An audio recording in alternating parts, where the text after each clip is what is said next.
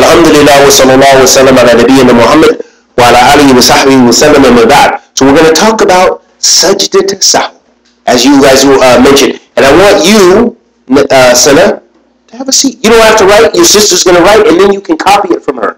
Okay? Because this is a little bit difficult, but I just want you to have an idea about it, that we have it, that this is something you should do to help complete your prayer and to complete the things that maybe you forgot during the prayer. It's called Sajda Sahw or Sujood Sahw.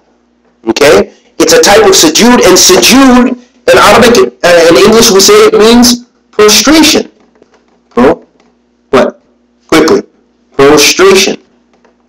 Okay? It means to prostrate. When you go on the ground and you put your face on the ground and make sujood to Allah, that is Sajda Sahw.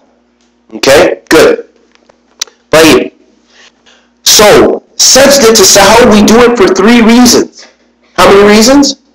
Jazakumullah khairan. We do it for these 3 reasons. The first one is extra,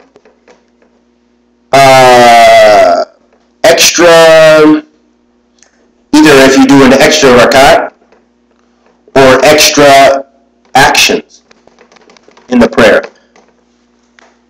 Extra actions meaning extra actions that are from the prayer. Extra parts. If you do 3 tashahuds, if you do anything extra that is within your prayer, then that is one of the reasons we do Sajda Sahw.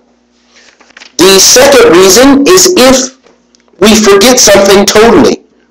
If we forget or leave off something, forget or leave something wajib. Leave a wajib action. Okay? And the third time that we do it is if we are in doubt. We don't know we're in doubt about the prayer. Quickly.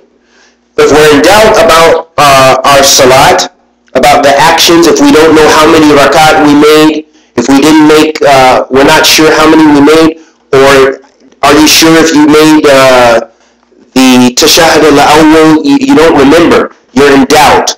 So also, it is legislated, or it is a part of the prayer, or something that we should do, is to make the sujood sahw, to make this prostration. So these are the 3 times. If we do something extra, if we do something less than the regular prayer, we forget something, or if we're not sure.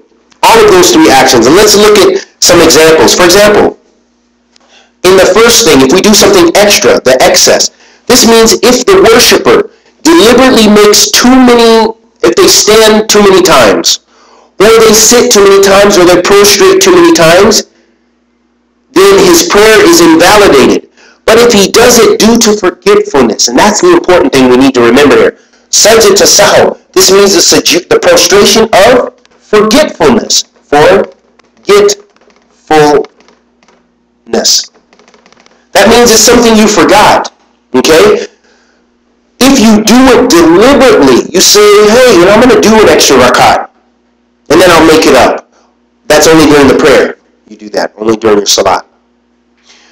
That if you are going to, if you forget something, forget means you did it by accident, okay?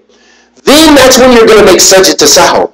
But the person who deliberately, on purpose, does extra things in the prayer, then their salat is not sahih. It's not a valid salat. It's not a salat that is considered salat because they did it on purpose. But Sajda Sahw, this means forgetfulness. That means you forgot. You didn't know what you were doing, and you forgot. You forgot if you did it. You forgot, and you did this action by accident. This means it's extra. You did an extra rakat by accident, not on purpose. The person who does it on purpose, then their salat is no good. But if they forget and they made an extra, they stand up after, maybe after their 4th rakat, and they stand up again. and they had forgot. And then they remember later that and they come to the end and they did a whole rakat. And then they remember, oh, I did an extra rakat. Then, in this situation, they would make sajda to sahw. Okay? Because they would do it. And they would do this sajda to sahw after an extra. If you've done something extra, you do it after he is finished, after the taslim. Okay? The scholars, they differ over the time when, but the important thing is that you do it, and there's, this is an area of difference of opinion, but the point is that you make your sajda to sahw. Also, and we'll talk a little bit more details about that in just a second, if you forget or leave a wajib action, okay, if a worshiper deliberately makes the taslim before completing the prayer, so they didn't finish all their other actions and they made taslim, they made it deliberately, then it's no good. Deliberately means on purpose.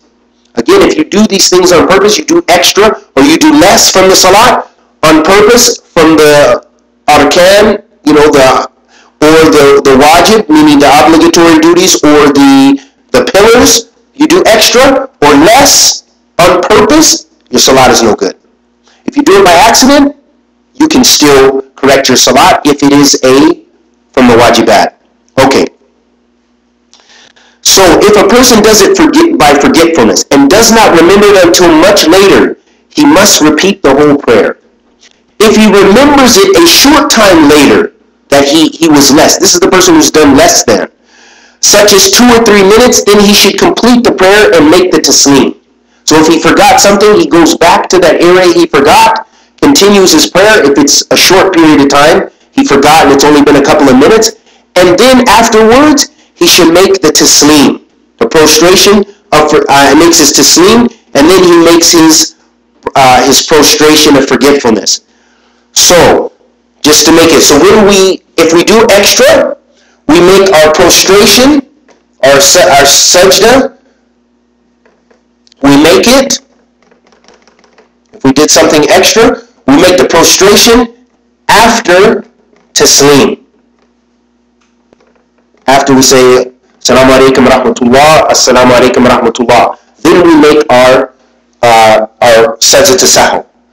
If we forget or leave a wajib action, that means we did it and it was less, the prayer was less, it's missing something, then we correct that action and we make the prostration, we prostrate before taslim. That means we make taslim after it. So we make those 2 sajda to sahw, Allahu Akbar, and we come in Allahu Akbar. Allahu Akbar, that's from sujood, from sitting in sujood. You go Allahu Akbar, Allahu Akbar, then Assalamu alaikum rahmatullah, Assalamu alaikum rahmatullah. So you won't make attahiyatu lillahi wa salatu wa salam.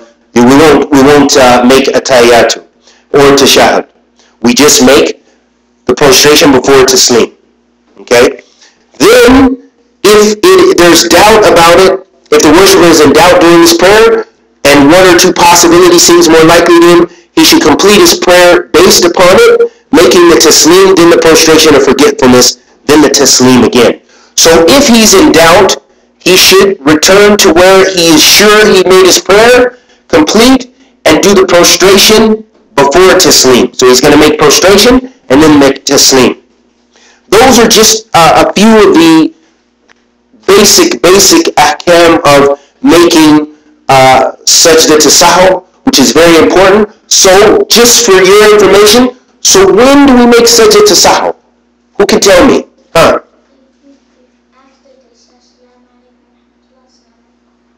Okay, that's one time.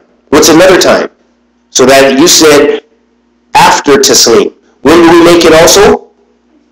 Before taslim. So you can do both. Okay? And my question is, why do we make sajda to sahw? Who knows? Huh? Uh-huh. If you what in the salat, uncover your mouth, I can't hear you. If you're wrong in your salat, okay, that's pretty good, yeah, but give me a little more.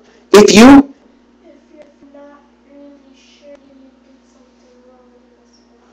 if you're not sure you completed your salat correctly, or just like it says, prostration of forgetfulness.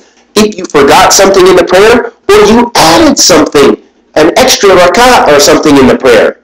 So either you forgot something, you forgot an action, so your prayer is less, or you did more in your prayer you're supposed to in your prayer, or if you are in doubt about it. So those are three different times when it is legislated for us to do. So the first one is if you do something extra in your prayer. If you forget, the second time is if you forget or leave something, your prayer is less. You're doing less of the actions than you're supposed to. And the third time is if you're in doubt. You're not sure if you did extra, or you completed it or not, or you did less. You're not sure. You have doubt. You're in between. And neither time